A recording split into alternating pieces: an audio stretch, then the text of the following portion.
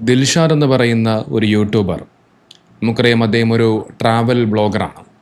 Social media പ്ലാറ്റ്ഫോമുകളിൽ ഇൻസ്റ്റഗ്രാമിലും യൂട്യൂബിലുമൊക്കെയായി ഒരുപാട് സബ്സ്ക്രൈബേഴ്സും ഒരുപാട് ഫോളോവേഴ്സുമൊക്കെയുള്ള ഒരു വ്ളോഗറാണ് ദിൽഷാദ് എന്ന് പറയുന്നത്. പല സ്ഥലങ്ങളിലും പല രാജ്യങ്ങളിലുമൊക്കെ യാത്ര ചെയ്ത് ഒരു മികച്ച നല്ല രീതിയിലൊക്കെ കാര്യങ്ങളൊക്കെ അവതരിപ്പിക്കുന്ന ഒരു ട്രാവൽ വ്ളോഗറായിരുന്നു ദിൽഷാദ്. എന്നാൽ കഴിഞ്ഞ കുറേ നാളുകളായിട്ട് ദിൽഷാദിനെ കാണാനില്ല എന്നുള്ള വാർത്ത പുറത്തു വന്ന കാര്യം ഒരുപക്ഷെ നിങ്ങളെല്ലാവരും അറിഞ്ഞു കാണും. ഏകദേശം ഒരാഴ്ചയോളം ദിൽഷാദിനെ കാണാനില്ലായിരുന്നു.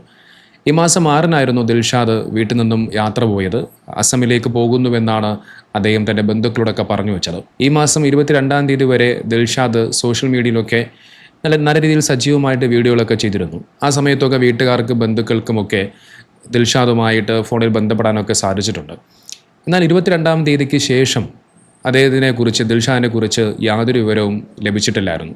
അവസാനമായി ഇൻസ്റ്റാഗ്രാമിൽ ദിൽഷാദ് ഐ ആം ക്വിറ്റ് എന്ന് പറയുന്ന ഒരു പോസ്റ്റ് മാത്രമാണ് പങ്കുവച്ചത്.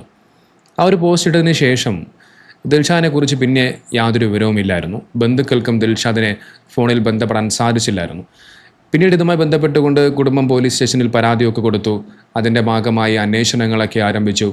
ദിൽഷാദിൻ്റെ ഫോൺ ലൊക്കേഷനും മറ്റുമൊക്കെ കേന്ദ്രീകരിച്ച് അന്വേഷണം നടത്താൻ വേണ്ടി സൈബർ പോലീസുമൊക്കെ അതിൻ്റെ ഭാഗമായി അന്വേഷണമൊക്കെ നടത്തി. ഏത് ലൊക്കേഷനിലാണോ ദിൽഷാദിൻ്റെ ഫോൺ അവസാനമായി കണ്ടത് അതിനെ ചുറ്റിപ്പറ്റിയാണ് അന്വേഷണങ്ങളൊക്കെ നടന്നത്. എന്നാൽ അത്രയധികം ദിവസമായിട്ടും ദിൽഷാദിനെ കാണാത്തതിനെ തുടർന്നും ഒരു വിവരവും ലഭിക്കാത്തതിനെ തുടർന്നും അദ്ദേഹത്തിൻ്റെ സുഹൃത്തുക്കളും കുടുംബവും ഒക്കെ വല്ലാത്തൊരു ഭീതിയിലായിരുന്നു. അതിനകത്ത് ഏറ്റവും കൂടുതലും പരിഭ്രാന്തി നിറച്ചത് അദ്ദേഹത്തിൻ്റെ അവസാനത്തെ ആ ഒരു പോസ്റ്റായിരുന്നു, ഐ ആം ക്വിറ്റ് എന്ന് പറയുന്ന ആ ഒരു പോസ്റ്റ്. അതിന് താഴെ ഒരുപാട് ആളുകൾ വന്നുകൊണ്ട് അദ്ദേഹം എത്രയും വേഗം ഒരു കുഴപ്പവും കൂടാതെ തിരിച്ചു വരട്ടെ എന്ന് പ്രാർത്ഥിക്കുന്ന ഒരുപാട് കമൻറ്റുകളൊക്കെ പങ്കുവച്ചതായി കാണാൻ സാധിച്ചു. എന്നാൽ ഇപ്പോൾ മാസ്റ്റർ പീസ് എന്ന് പറയുന്ന ഒരു ഫേസ്ബുക്ക് പേജിൽ അതിനകത്ത് ദിൽഷാദിനെ കണ്ടെത്തിയിട്ടുണ്ട്. ആക്സിഡൻ്റ് ആയിരുന്നു, ഹോസ്പിറ്റലിലാണ്. ഇതുമായി ബന്ധപ്പെട്ടുകൊണ്ട് കൂടുതൽ വിവരങ്ങളൊന്നും ലഭിച്ചിട്ടില്ല, എല്ലാവരുടെയും പ്രാർത്ഥനയിൽ ഉൾപ്പെടുത്തുക എന്ന് പറഞ്ഞുകൊണ്ട് ഇപ്പോൾ ഏതാനും കുറച്ച് സമയങ്ങൾക്ക് മുമ്പ് പോസ്റ്റ് ചെയ്തിട്ടുണ്ട്. ആ സഹോദരൻ എത്രയും വേഗം ആരോഗ്യത്തോടു കൂടി തിരിച്ചു വരട്ടെ, അദ്ദേഹത്തിൻ്റെ എല്ലാവിധ ബുദ്ധിമുട്ടുകളും പ്രയാസങ്ങളും ഒക്കെ പടച്ചവൻ മാറ്റിക്കൊടുക്കട്ടെ. ഈ ഒരു സഹോദരനെ കാണാതായതിനെ തുടർന്ന് പല ആളുകളും പല രീതിയിലാണ് ഈ ഒരു വിഷയത്തെ വ്യാഖ്യാനിച്ചു വെച്ചത്. ഇത് ദിൽഷാദ് പബ്ലിസിറ്റിക്ക് വേണ്ടിയിട്ട് അല്ലെങ്കിൽ റീച്ചിന് വേണ്ടിയിട്ട് ചെയ്യുന്ന ഒരു പരിപാടിയാണ് എന്നൊക്കെ ചില ആളുകൾ പങ്കുവച്ചു. നമുക്കറിയാം, ഇതിനു മുമ്പ് ഇതുപോലെ ട്രാവൽ ബ്ലോഗറൊക്കെ ചെയ്യുന്ന മല്ലു ട്രാവലർ എന്ന് പറയുന്ന ഒരു വ്യക്തി ഇതുപോലെ അന്ന് സോഷ്യൽ മീഡിയയിൽ ഞാനെല്ലാം അവസാനിപ്പിക്കുന്നു എന്ന് പറഞ്ഞുകൊണ്ട് ഒരു പോസ്റ്റ് അവസാനമായി സോഷ്യൽ മീഡിയ പങ്കുവച്ചു. അതിനുശേഷം അയാളെക്കുറിച്ച് പിന്നെ കുറേ നാളുകളായിട്ട് യാതൊരു വിവരവും ഇല്ലായിരുന്നു. അപ്പോൾ സ്വാഭാവികമായിട്ടും ഇതുപോലെ തന്നെ അന്നും ആ മല്ലു ട്രാവലറിൻ്റെ പേരിൽ അദ്ദേഹത്തിന് എന്തു പറ്റി, അദ്ദേഹത്തിന് എന്തു സംഭവിച്ചു എന്നുള്ള തരത്തിലൊക്കെ ഇതുപോലെയുള്ള ചില കാര്യങ്ങൾ അന്ന് വാർത്താ മാധ്യമങ്ങളിലും സമൂഹ മാധ്യമങ്ങളിലുമൊക്കെയായി വലിയ രീതിയിൽ ചർച്ച ചെയ്യപ്പെട്ടു. എന്നാൽ പിന്നീട് കുറച്ച് നാളുകൾക്ക് ശേഷം ഞാൻ തനിച്ചായി പോയി, അതിൻ്റെ കുറച്ച് മാനസികാവസ്ഥയൊക്കെ കാരണമാണ് ഞാൻ ആ ഒരു പോസ്റ്റ് പങ്കുവച്ചത് എന്ന് പറഞ്ഞുകൊണ്ട് മല്ലു ട്രാവലർ രംഗത്ത് വരുന്ന കാഴ്ചയാണ് കാണാൻ സാധിച്ചത്. അപ്പോൾ അതിൻ്റെ ഭാഗമായിട്ട് അന്ന് മല്ലു ട്രാവലിനെതിരെ വലിയ രീതിയിൽ വിമർശനങ്ങൾ ഉയർന്നിരുന്നു. റീച്ച് ഉണ്ടാക്കാൻ ഇമാതിരി പരിപാടിയൊക്കെ കാണിക്കണമായിരുന്നോ എന്നുള്ള തരത്തിലുള്ള വലിയ വിമർശനങ്ങളായിരുന്നു അന്ന് ഉയർന്നിരുന്നത്. അപ്പോൾ അത്തരത്തിലുള്ള ഒരു സ്ട്രാറ്റജി അല്ലെങ്കിൽ പബ്ലിസിറ്റി നേടാനുള്ള ഒരു മാർഗമായിട്ടാണ് ദിൽഷാദ് ഇത്തരത്തിൽ ഒരു പരിപാടി അല്ലെങ്കിൽ ഇങ്ങനൊരു പോസ്റ്റ് പങ്കുവെച്ചുകൊണ്ട് ദിൽഷാദ് ഇങ്ങനെയൊക്കെ ചെയ്യുന്നത് എന്നാണ് ചില ആളുകളൊക്കെ പറഞ്ഞു വെച്ചത്. ചില ആളുകളുടെ കമൻറ്റുകളും മറ്റുമൊക്കെ കണ്ടു, ആർക്കൊക്കെയോ ഇദ്ദേഹം എന്തോ ക്യാഷ് കൊടുക്കാനുണ്ട്, ലോൺ എടുത്തുകൊണ്ട് അതിൻ്റെ ഭാഗമായിട്ട് മുങ്ങിയതാണ് എന്നൊക്കെ രീതിയിൽ വരെ ചില ആളുകൾ കുറേ കാര്യങ്ങളൊക്കെ പറഞ്ഞു വെച്ചിരുന്നു. എന്നാൽ ഒട്ടുമിക്ക ആളുകളും അദ്ദേഹം അങ്ങനെ ഒരു പബ്ലിസിറ്റിക്ക് വേണ്ടി ഇത്തരത്തിലുള്ള പ്രവൃത്തി ചെയ്യുന്ന ഒരാളല്ല, ഒരു വ്യക്തിയല്ല എന്ന് അദ്ദേഹത്തിനെ പിന്തുണയ്ക്കുന്ന കാഴ്ചയാണ് കൂടുതലും കാണാൻ സാധിച്ചത്. സത്യാവസ്ഥ എന്താണെന്ന് അറിയുന്നതിന് മുമ്പ്, അയാളുടെ യഥാർത്ഥ അവസ്ഥ എന്താണെന്ന് അറിയുന്നതിന് മുമ്പ് അയാളെ ഇത്തരത്തിൽ വിമർശിക്കുന്നത് ഒരിക്കലും ഒരു നല്ലൊരു കാര്യമല്ല. അദ്ദേഹം അത് പബ്ലിസിറ്റിക്ക് വേണ്ടി ചെയ്ത പരിപാടിയാണ് എന്നുണ്ടെങ്കിൽ അത് പിന്നീട് സത്യമാണെന്ന് തെളിഞ്ഞു കഴിഞ്ഞാൽ പിന്നെ നിങ്ങൾ എന്ത് വേണമെങ്കിലും പറഞ്ഞോളൂ. പക്ഷെ അതിന് മുമ്പേ ഇത്തരത്തിലുള്ള കാര്യങ്ങൾ പറഞ്ഞു വെക്കുമ്പോൾ അത് ശരിയായ ഒരു കാര്യമല്ല. ദിൽഷാദിൻ്റെ അവസാനമായ ലൊക്കേഷൻ കാണിച്ചത് ആസാമിലായിരുന്നു. നമുക്കറിയാം, ഏതാനും കുറച്ച് ദിവസങ്ങൾക്ക് മുമ്പാണ് ആസാമിൽ വലിയ ശക്തമായ ഒരു പ്രളയമുണ്ടായത്. വലിയ വൻ പ്രളയമായിരുന്നു.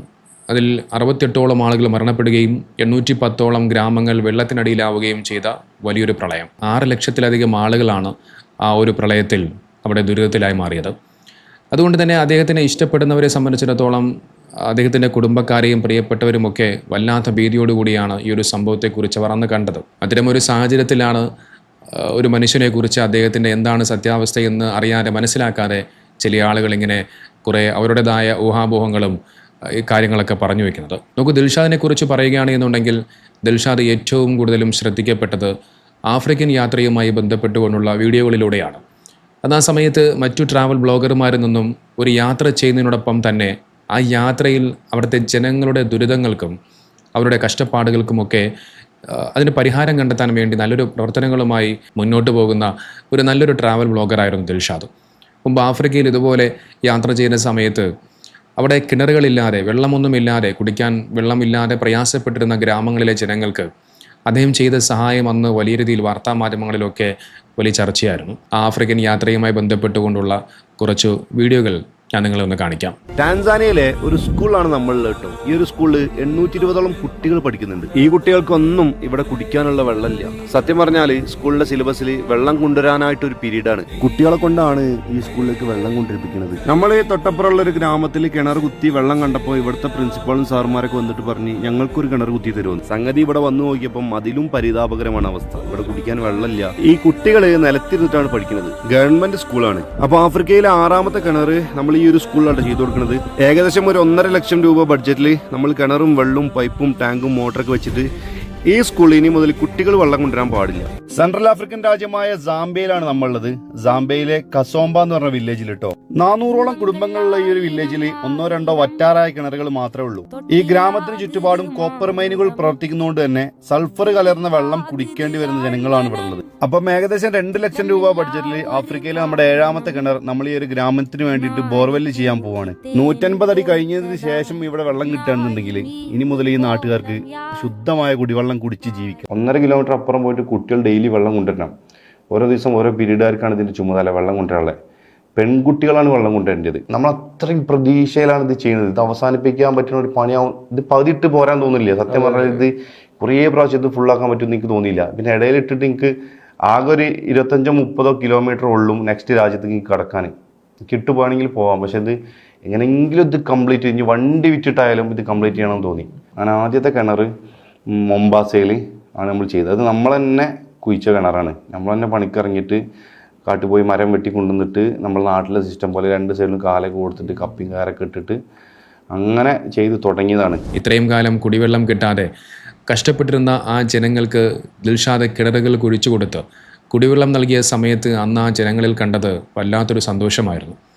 ആ ജനങ്ങളുടെ പ്രാർത്ഥന തന്നെയായിരിക്കും ആ സഹോദരന് ഒരു അപകടവും കൂടാതെ തിരിച്ചെത്താൻ സാധിച്ചത്. ആ സഹോദരൻ തൻ്റെ ജീവിതത്തിൽ ഏറ്റവും നല്ലൊരു പുണ്യപ്രവർത്തനമാണ് ചെയ്തിരിക്കുന്നത്.